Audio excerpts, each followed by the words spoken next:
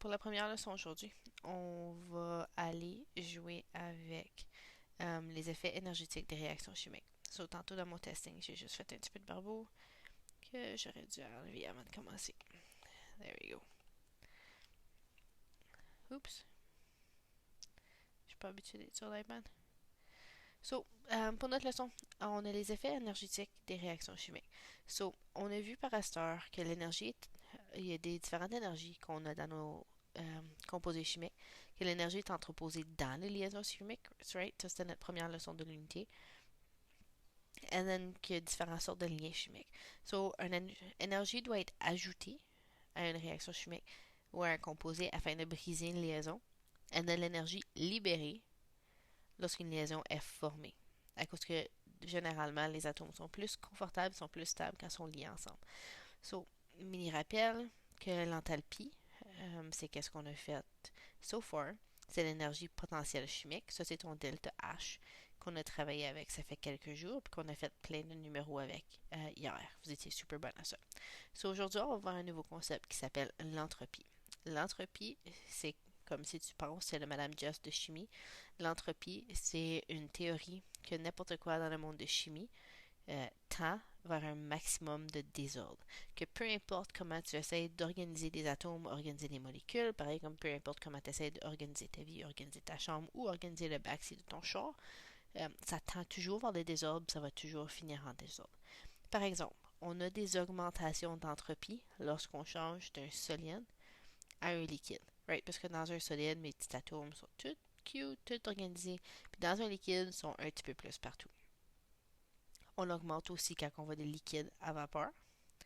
Lorsqu'on augmente des moles, le dessin n'est plus là, je ne sais pas trop qu'est-ce qui est arrivé. Lorsqu'on augmente la température, on va augmenter le désordre parce que les molécules vont bouger encore plus. Lorsque tu as deux liquides qui sont séparés, right, ici tu une arrêt d'eau, petit noir, petite boule noire en dessous. Et then, quand on les mélange ensemble, on augmente le désordre, donc on augmente l'entropie. Et puis, quand un soluté est dissous dans une solution, on augmente aussi le désordre, donc on augmente l'entropie. Exercice. Dis si l'entropie augmente ou si l'entropie diminue. J'aurais dit H2O de gaz à H2O liquide. Puisque je vais d'un gaz à un liquide, réponse, je vais diminuer. Cache les réponses, puis fais le restant, pause la vidéo pour un petit peu.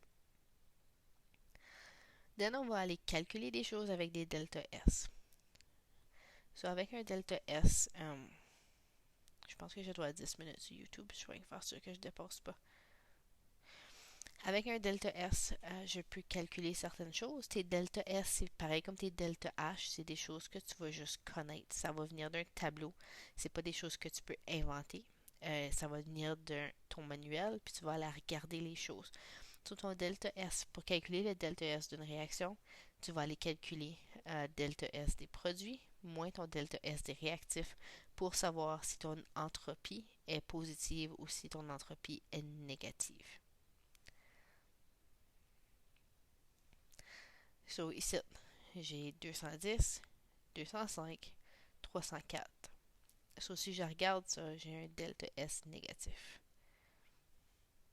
Donc, l'entropie diminue, puis c'est ce que nous aurions prédit parce que tu passes de 3 moles. 2 puis 1 à juste 1 mol. Même chose, tu calcules. Oublie pas de faire des multiplications. Right, c'est un 3 ici. Il va falloir que tu fasses le 3 fois ce chiffre-là. Ici, il a déjà été fait en haut, on ne l'a pas ignoré. Là. Deuxième exemple.